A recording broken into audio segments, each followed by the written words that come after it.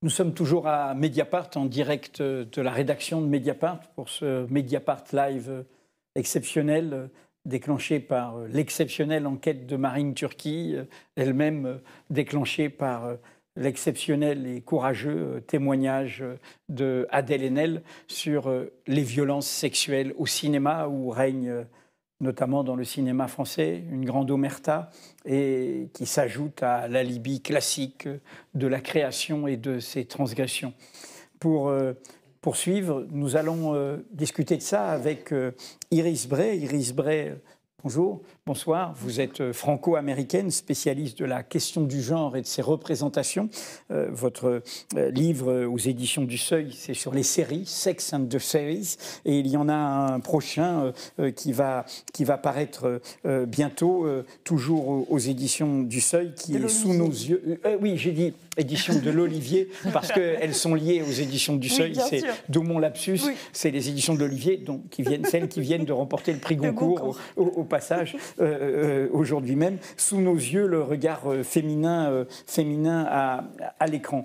En introduction, on avait justement cette déclaration en transition, je dirais, de Adèle Haenel au Festival de La Roche-sur-Yon, parce qu'on a eu envie de vous inviter, parce que justement, à La Roche-sur-Yon, il y avait en avant-première le film de Roman Polanski, et les programmateurs ont accepté, ils ont eu, je dirais, l'intelligence d'accepter cette idée d'un débat, en fait presque d'une conférence qu'on peut trouver d'ailleurs en ligne, de vous autour de tout ça. Ma première question, Iris Bray, on va mener cette conversation, Marine Turki et moi, avec vous. Vous avez écouté tout ce que nous a dit et tout ce chemin qu'on a vu devant nous. On a vu un immense chemin se faire devant nous avec Adèle Haenel. Y a-t-il finalement politiquement un moment Adèle Haenel désormais dans le cinéma français? Oui, je le pense. Je pense qu'on vient d'assister à quelque chose de très important. Parce que jusqu'à maintenant, en France, on n'a pas vraiment voulu avoir ces conversations post-MeToo. On n'a pas vraiment voulu avoir notre Weinstein. On a voulu protéger les artistes, on a voulu protéger le cinéma. Et en pensant qu'on protégeait ces hommes et ces œuvres, on a oublié d'écouter. Et là, ce qui se passe avec Adèle Haenel, c'est qu'on l'entend, et on l'entend très clairement. Et je pense que son témoignage est aussi important parce qu'elle parle de son expérience personnelle, mais qu'elle la place dans un système et qu'elle nous montre comment un système est mis en place pour que les victimes ou les survivantes ne puissent pas être entendues. Et je pense que ça, c'est très difficile à entendre en France. Enfin, il y a une culture du viol à la française. Hein, c'est Valérie Rey-Robert qui a écrit un livre là-dessus. On est coincé dans des concepts comme la galanterie, comme l'artiste qui serait amoureux de sa muse, dans des rapports en fait qui sont basés tout simplement sur une asymétrie de pouvoir. Et notre érotisme à la française se base sur cette idée de domination masculine. Or, réfléchir à MeToo et réfléchir aux violences qui sont faites aux femmes, mais aussi à nos représentations, c'est d'abord interroger la manière dont notre désir se construit. Et ça, c'est quelque chose d'extrêmement compliqué et d'extrêmement intime. Or, tout le monde dit que ce sont les États-Unis, les puritains, mais finalement, en France, on est bien plus puritain que ça, puisqu'on a beaucoup de mal à réfléchir à la manière dont nos imaginaires et nos imaginaires érotiques existent, et quel est le désir qui se cache derrière la protection de ces hommes artistes. Qu'est-ce que ça raconte sur notre société?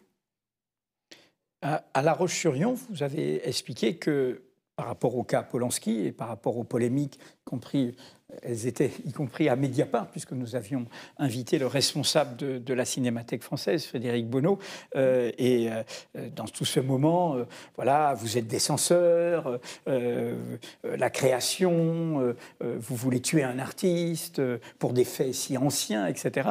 Et dans votre exposé, vous aviez très subtilement expliqué cela, en reprenant d'ailleurs ce qui a déclenché le témoignage d'Adèle Haenel, en disant il ne s'agit pas de censurer. Bon, vous pouvez avoir envie de danser sur la musique de Michael Jackson, Mais moi, vous disiez-vous, je ne peux pas, je ne peux plus, je vous laisse libre de le faire. Mais je ne peux plus parce que je vois, et vous décriviez très crûment, très précisément, les faits établis par l'enquête, les faits de pédocriminalité commis par Michael Jackson. En fait, il y a deux choses. Quand on invoque la censure, de quelle censure parlons-nous ? De quels hommes, en fait, on parle de censure, mais en mettant en avant ces hommes-là, on censure la parole de beaucoup de femmes et de beaucoup de récits. Quels sont les récits qui arrivent jusqu'à nous ? Oui, d'abord, c'est la grande censure invoquée, la grande censure. Elle est faite pour la prétendue censure, pour taire l'autre censure. Donc déjà, quels sont les récits, quelles sont les images que l'on voit ?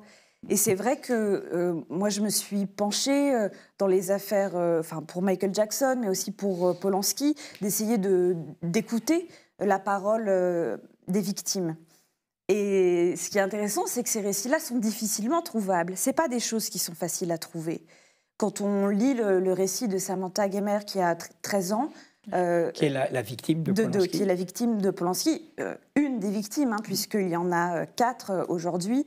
Laure Murat, dans son livre sur la révolution sexuelle après Weinstein, d'ailleurs dit qu'il y a eu 6 plaintes après l'affaire Weinstein. Donc on est quand même à 10 femmes qui ont parlé contre Polanski aujourd'hui. Quand on lit en fait ces témoignages, tout simplement, moi, ces images, elles restent avec moi.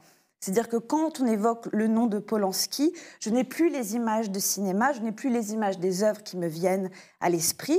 J'ai l'image d'une petite fille qui est terrorisée et qui exprime sa peur dans sa déclaration, puisqu'elle fait une déclaration dès le lendemain de ses présumées agressions.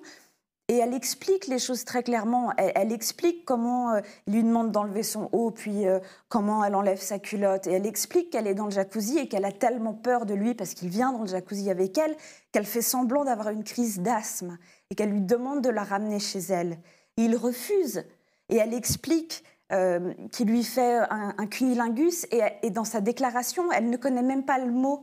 Et elle se trompe de mots en anglais parce qu'elle ne sait pas ce qui se passe avec elle. Elle explique la pénétration vaginale, elle explique qu'il lui demande quand est-ce qu'elle va avoir ses règles pour qu'elle ne tombe pas enceinte et qu'elle ne sait pas quand est-ce qu'elle va avoir ses règles et qu'il lui demande de faire un effort. Et comme elle ne se souvient pas, il décide de la pénétrer analement. Moi, je pense en fait à toutes ces images quand on me parle de l'affaire Polanski. Donc quand Catherine Deneuve dit que cette petite fille de 13 ans avait l'air d'être beaucoup plus vieille. De toute façon, qu'elle ait 25 ans ou 13 ans, un viol reste un viol. Quand une femme dit non, c'est un viol. Et qu'elle est pénétrée, c'est un viol. Donc, mais je suis désolée, allez regarder les photos de cette jeune fille à 13 ans. Elle n'a pas l'air d'avoir 25 ans. Donc dans ce discours français soutenu par des grands intellectuels, par des grandes figures du cinéma, par des grandes actrices, par d'autres grands réalisateurs, ou des moins grands réalisateurs d'ailleurs, il y a quelque chose là qui nous raconte qu'ils ne vont pas écouter la parole des victimes et qui préfèrent se protéger derrière des images de cinéma que de vraiment entendre ce qu'on leur dit. Donc oui, Michael Jackson, aujourd'hui, j'ai plus envie de danser dessus. C'est une décision personnelle, individuelle, qui concerne chaque personne, mais ça nous parle aussi de manière collective. Quels sont les récits qui arrivent jusqu'à nous et comment sont-ils transmis ? Et c'est pour ça aussi que là, il y a un moment, Adèle Haenel, c'est que enfin, ce récit nous arrive et il nous arrive en plein cœur. Et c'est comme ça aussi qu'on fait changer les choses, parce que ce récit, il est incarné par une femme, par une jeune femme politisée, intelligente, qui a eu le temps de pouvoir réfléchir à ce récit, le construire et nous l'offrir. Et maintenant, individuellement, collectivement, nous devons réagir face à ça. On ne peut pas rester à fermer les yeux. Maintenant, il faut qu'on ouvre les yeux. Ce qui est intéressant, et vous l'avez dit à La Roche-sur-Yon aussi, c'est comment, finalement, on explique et on commente ces œuvres de personnes comme Roman Polanski, par exemple, qui sont accusées de violences sexuelles. C'est-à-dire que son attrait, par exemple, pour les très jeunes femmes, et on pourrait aussi d'ailleurs poser la question pour Woody Allen, par exemple, est très rarement évoqué par les critiques de cinéma, par exemple, pour décrypter l'œuvre. Alors que plein d'éléments de leur vie vont être mis en avant pour expliquer d'autres œuvres de ces réalisateurs. Et quand on est sur la question justement de ces accusations de violence sexuelle ou de leur attrait pour des très jeunes femmes, comme par hasard, ça passe à l'as, on n'en parle pas. Comment vous expliquez ça? Comment vous analysez ça? Déjà, il y a plusieurs choses. C'est-à-dire que séparer l'artiste de l'œuvre, c'est une question qu'on réserve qu'aux hommes. C'est-à-dire que quand c'est une femme artiste, quand c'est une femme qui révolutionne la littérature ou le cinéma, là, on parle toujours du privé, on parle toujours de l'intime. Et on trouve ça souvent passionnant. C'est-à-dire que récemment, je réfléchissais à Marguerite Duras et il y avait un livre qui était écrit sur comment la langue vietnamienne avait avait apporté quelque chose à son style. Moi, je trouve ça génial de réfléchir à l'enfance de Marguerite Duras et de savoir comment la langue française est imprégnée du vietnamien. Voilà, on pense à Chantal Akerman, elle révolutionne le cinéma et tout le monde va parler de son orientation sexuelle et ça va poser de problème à personne. Mais par contre, quand on en vient aux hommes, là, il faut séparer. Là, on n'a pas le droit de parler d'agression sexuelle, on n'a pas le droit de parler de leur obsession pour le corps des petites filles. Parce que là, il faut les protéger. Donc, il y a déjà une asymétrie entre la manière dont on parle de l'intime et du personnel quand on parle d'hommes artistes ou de femmes artistes. La deuxième chose, c'est qu'il y a aussi une asymétrie dans la manière dont on traite les agressions qui sont faites aux femmes. Puisque si jamais un de ces grands hommes, un de ces grands artistes tient des propos racistes ou commet un acte raciste, là, tout d'un coup, ça a une autre valeur. Là, on va en parler, là, on va se questionner. Là, à la Cinémathèque, on aura un débat vraiment tous ensemble sur qu'est-ce qu'on fait de cet homme ou de cette œuvre. Est-ce qu'on célèbre l'homme? Mais quand on en vient aux agressions sexuelles, quand on en vient au viol, quand on en vient au harcèlement fait contre les femmes, c'est comme si toutes ces violences-là avaient moins de valeur. Mais qui a décrété que ces violences-là avaient moins de valeur? Et c'est là où, en fait, on touche à tout un système et on touche à ce qui se passe dans notre société, où le corps des femmes, de manière systémique, est moins importante que le corps des hommes, et les violences qui sont faites aux femmes, de manière systémique, ne sont pas aussi graves que les autres violences. Dans l'enquête de Marine, qui parallèle à l'événement Adèle Haenel, qui est sur donc, les violences sexuelles et l'omerta dans le cinéma, la réalisatrice Rebecca Zlotowski dit ce que vous dites, sur l'idée qu'il y a une sorte de hiérarchie. S'il s'agit le cinéma français est assez empli de débats, s'il s'agit de discrimination liée à l'apparence, liée à la discrimination xénophobe, raciste, tout ça va de soi, et si c'est discrimination sexiste, moins encore. Et je me suis demandé, encore que, en écoutant ce que disiez sur la façon de venir au secours des hommes, au fond, je pense, parmi les défenseurs de Roman Polanski, à quelqu'un qui tient les deux bouts, Alain Finkielkraut. C'est-à-dire les poupées gigognes de la discrimination, au fond. Quelqu'un qui a, je ne sais pas quelle a été sa formule sur la victime de Polanski, et qui en même temps épouse le courant xénophobe, islamophobe de notre époque. C'est-à-dire que pour dire combien tout ça est imbriqué quand même, non? Oui, bien sûr, tout ça est imbriqué. Et c'est très difficile de démêler tout ça, puisque justement...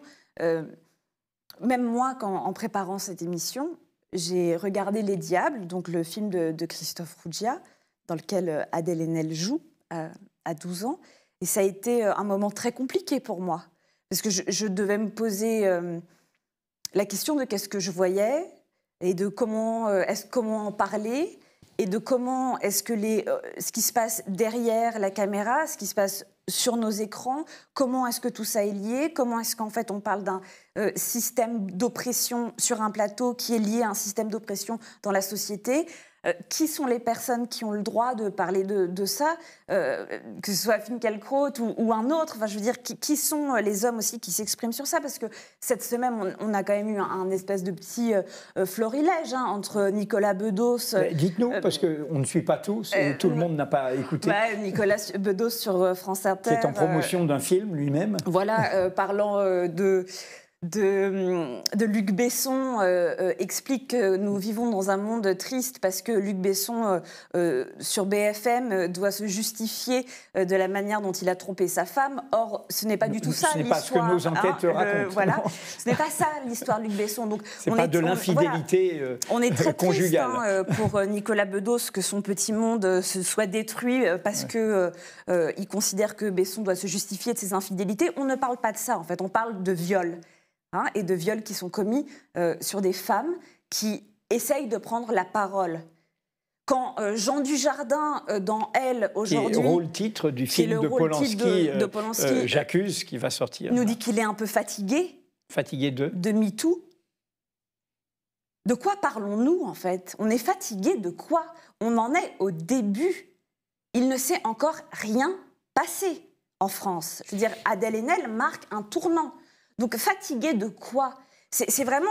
On a de quoi se mettre en colère en France face à ces hommes qui n'arrêtent pas de prendre la parole, qui sont tous amis entre eux, et qui ne nous parlent pas du cinéma, et qui nous parlent de femmes et d'agressions faites aux femmes et de viols, avec tellement de mépris qu'ils n'utilisent pas ces mots. Arrêtons d'être paresseux. Travaillons un petit peu. J'aimerais que ces hommes s'intéressent 2 secondes à ce qui se passe vraiment avec Luc Besson, qu'ils lisent les articles qui sont publiés sur votre site. Qu'on s'interroge sur MeToo. Qu'est-ce que ça fait? On leur a mis un dossier, là, on les a tous rassemblés dans un dossier. Mais peut-être que ce sera plus facile pour eux, mais ils sont très nombreux. Enfin, je vous cite ces 2 articles parce que moi, ces 2 hommes-là, parce que c'est ce matin, c'est ce que j'ai lu dans la presse et c'est ce que j'ai retenu. Mais il y en a beaucoup d'autres.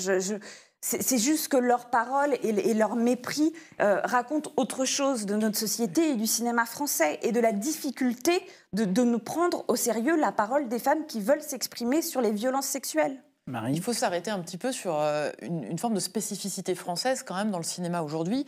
Et ça, je l'ai ressenti dans l'autre enquête que j'ai faite justement sur les violences sexuelles dans le cinéma face à cette question-là. Déjà, je me suis heurtée quand même à un grand nombre de non-réponses. Des gens qui ne voulaient pas parler des violences sexuelles. Tu parles d'une peur.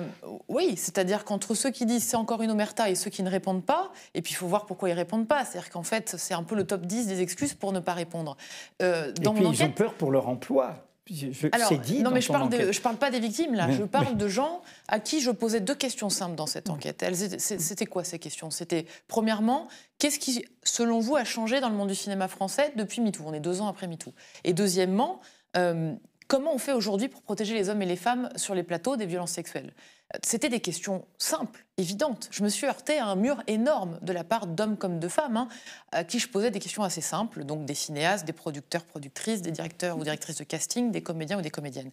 Et c'est terrible parce que ça dit déjà le manque de politisation et du milieu et de conscientisation notamment sur ces sujets, parce que beaucoup ne répondent pas parce qu'ils ont peur de ne pas savoir comment répondre, mais ça dit aussi effectivement que c'est une petite famille où on peut se croiser facilement de film en film. Ce sont des petits sérails, comme le dit dans l'enquête une des personnes. Tu veux dire une différence entre la grande industrie du cinéma américain, qui est une plus grande famille, et là une petite famille un peu plus c'est un petit marché, le cinéma incestueuse. français, même si on a l'impression que c'est un grand marché, c'est quand même une petite famille où on se recroise facilement et où en fait on n'a pas envie d'être en gros l'enfant banni de la famille si on parle. Et quand je dis on parle, c'est pas juste témoigner pour dire j'ai été victime de ça ou ça. C'est aussi dire ça ne peut plus se passer comme ça, il faut faire ça, on doit remettre en cause peut-être la relation du réalisateur avec ses comédiens.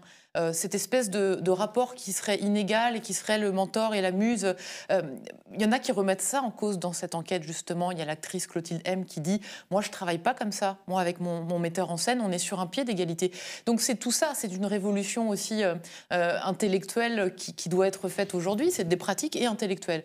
C'est quand même en cours la Société des réalisateurs de films appelle à faire, là, dans son communiqué, provoqué par l'affaire Haenel. Il y en a d'autres. C'est-à-dire qu'en fait, c'est des questions bouillonnantes qui animent un grand nombre de collectifs, comme le collectif 50-50 dans le monde du cinéma, mais plein d'autres associations. Donc, c'est pas tout noir ou tout blanc, c'est beaucoup plus nuancé que ça, mais il y a des gens qui essaient de faire bouger les choses. Mais ce que je veux dire par là, c'est qu'aujourd'hui, on excuse encore beaucoup de choses dans le monde du cinéma avec l'artistique et la relation prétendument particulière du cinéaste avec sa comédienne, notamment.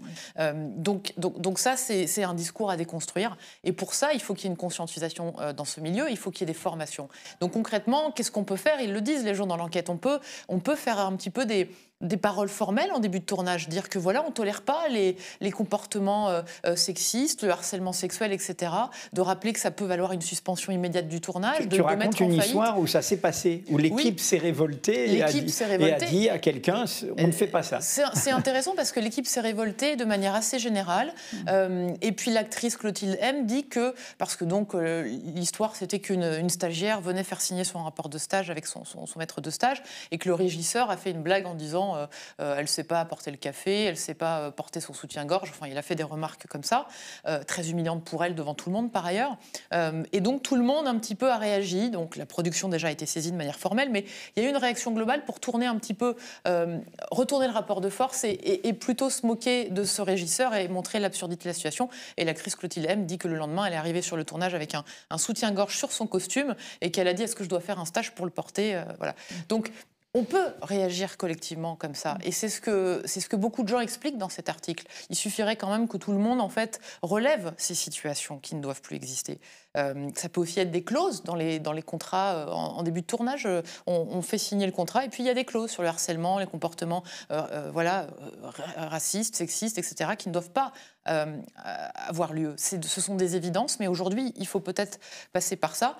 Mais donc, ce que je veux dire, c'est qu'il y a beaucoup de gens qui se battent pour que ça change. Donc, c'est pas non plus... le monde du cinéma n'est pas que fait de gens qui, aujourd'hui, disent « Non, on veut pas voir, on veut pas entendre ». Il y a des gens qui font un gros travail, le collectif 50-50, mais pas seulement. Beaucoup de gens à plein d'échelles essaient de, justement, être plus alerte, entendre, et puis voilà, accepter qu'on ait par exemple aussi des débats quand il y a des œuvres comme celle de Polanski qui sortent, d'expliquer, d'encadrer. Dans son dossier de presse, et vous l'expliquez à La Roche-sur-Yon, dans son dossier de presse, Roman Polanski lui-même raconte que les persécutions qu'il a vécues ont alimenté son œuvre. Et pas un journal pour mettre ça en perspective, lui poser la question dites-nous, monsieur Polanski, comment vous avez construit cette œuvre et qu'est-ce que vous voulez dire par persécution ?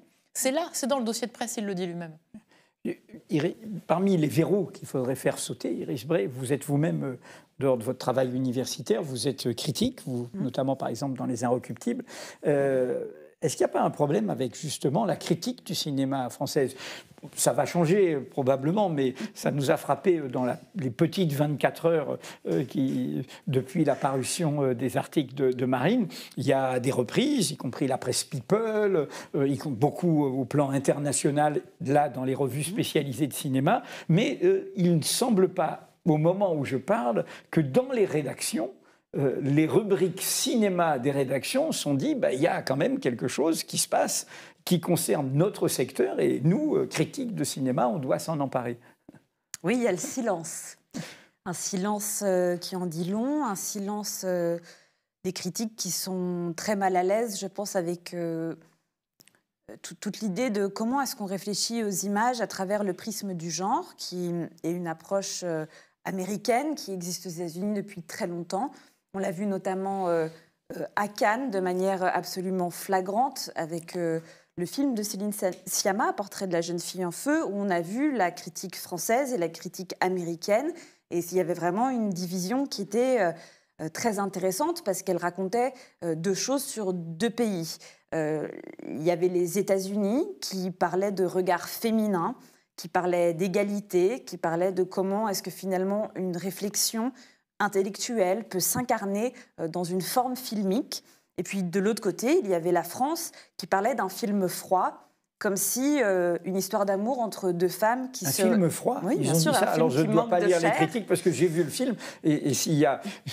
c'est oui, n'importe quoi, si je peux me permettre. Donc un film qui manque de chair et une des phrases qui est revenue le plus souvent, qui raconte qu'en fait, pour la critique française, c'est très difficile de regarder deux femmes s'aimer de manière égalitaire et de comprendre qu'il y a un érotisme là-dedans. Donc c'est deux visions très différentes. Pour moi, la manière dont je l'analyse, puisque je suis franco-américaine, j'ai fait mon doctorat à NYU, donc je viens des États-Unis, je viens aussi de cette tradition universitaire-là, même si je suis critique en France, c'est qu'on méprise totalement une analyse genrée des images. Or, il me paraît qu'elle est essentielle aujourd'hui, et notamment quand on parle d'Adèle Haenel et des films dans lesquels elle joue, puisque En fait, cette analyse de déconstruire la manière dont les femmes sont représentées, ou le sexe, ou le désir, les rapports, ça nous donne beaucoup de clés de compréhension d'un film. Ce n'est pas une approche qui réduit. Au contraire, il faut comprendre que l'esthétique d'un film est politique. Donc, ça nous raconte quelque chose. La manière dont les corps sont filmés nous raconte un message politique. Il faut savoir le décrypter. Or, on vient de traverser environ 100 ans de cinéma où les violences sexuelles ont été érotisées, ce qui fait qu'on est devenu aveugle à ces violences-là. Donc, si vous voulez, tout ça est lié sur plusieurs niveaux. Mais le fait qu'en tant que critique, on ne puisse pas s'emparer de la manière dont les violences sexuelles sont représentées, parce que souvent elles ne sont pas représentées comme des violences, mais de manière érotique, ça perturbe beaucoup de gens. Et pourtant, c'est essentiel. Parce que ce qui m'a aussi apparu dans l'affaire Polanski et dans la victime Samantha Gamer, qui disait qu'elle ne savait pas que c'était un viol, parce que ce qui s'était passé avec Polanski s'était passé sans violence. Et que dans son imaginaire, un viol, c'était forcément un homme qu'on ne connaissait pas qui nous attaquait brutalement. Parce que pourquoi est-ce qu'elle a cette image-là? C'est parce que toutes nos images nous renvoient à ça, nous renvoient à cette culture du viol qui minimise en fait les faits et qui surtout est basée sur des stéréotypes qui sont faux. Puisque le viol est commis par des hommes la plupart du temps qu'on connaît. Et du coup, c'est comme les féminicides que nous rappelions aussi, les anciens conjoints ou les conjoints qui tuent. Donc, en fait, notre culture cinématographique, notre culture d'image est très importante pour qu'on puisse comprendre ce que l'on voit et que l'expérience que font certaines femmes, elles puissent se reconnaître dans un imaginaire et dans des images qui reflètent ça. Or, pour l'instant, il y en a très, très peu. C'est-à-dire que le viol est quasiment jamais montré à travers les yeux du personnage féminin. Et ça, il faut vraiment qu'on s'interroge aussi sur quelles sont les images que l'on réceptionne et pourquoi on a si peu ce point de vue-là. Là, très récemment, il y a une série Netflix qui s'appelle Unbelievable, qui a montré justement le viol à travers un point de vue féminin, une enquête qui était faite par 2 femmes. Et ça change tout, en fait. Ça change tout, parce que je pense que si on a accès au ressenti des personnages féminins qui traversent ces épreuves, qui traversent les agressions, l'harcèlement ou les viols, si les hommes et les femmes qui sont derrière leur écran peuvent sentir dans leur chair un acte qui déshumanise, eh bien forcément ça nous déplace. Alors que si on continue de montrer ces agressions et ces viols comme des moments érotiques, comme des moments qui sont juste pour pimenter la narration, on ne comprend pas la gravité de ce qui est en jeu. Et donc, c'est pour ça que ces questions en fait, d'esthétique sont liées à des questions politiques et qu'on ne peut pas vraiment séparer ces deux choses. Serge Danet disait la forme et plaisir. Critique de cinéma, Libération. Ouais. La forme et plaisir, parce qu'il faut qu'on... La forme et plaisir. La forme et désir, Parce qu'il faut comprendre que moi, ce qui m'intéresse, c'est pas juste de regarder le récit d'un film. C'est pas, par exemple, si j'ai écrit sur le film Elle de Paul Verhoeven, où Isabelle Huppert est violée et ne vit pas son viol, je dirais de manière traditionnelle, puisque c'est quelque chose. Elle fait comme s'il ne s'était rien passé. Et puis, elle découvre qui est son agresseur et elle décide d'avoir même une relation avec son agresseur.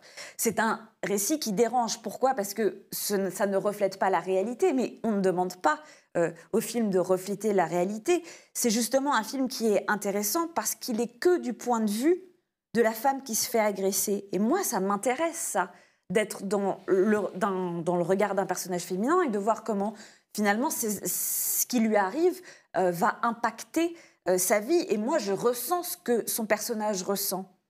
Et ça me déplace, et ça me fait poser des questions. Et à aucun moment, Verhoeven n'érotise ces scènes de viol qui sont nombreuses. À chaque fois, il est du point de vue du personnage ou du point de vue du chat. Et du coup, nous, spectateurs, spectatrices, on ne peut pas être excités par le viol. On est obligé de s'interroger sur les conséquences que cette violence a sur nos corps, de spectateur et sur le corps du personnage.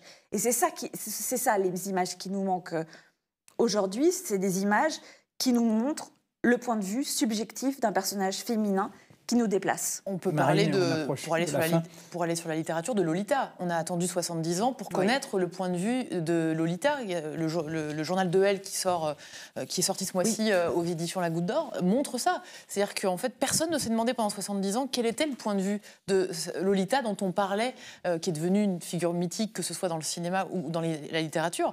Et donc, ce sont des récits qui manquent, ça, y compris dans la littérature. 11 ans.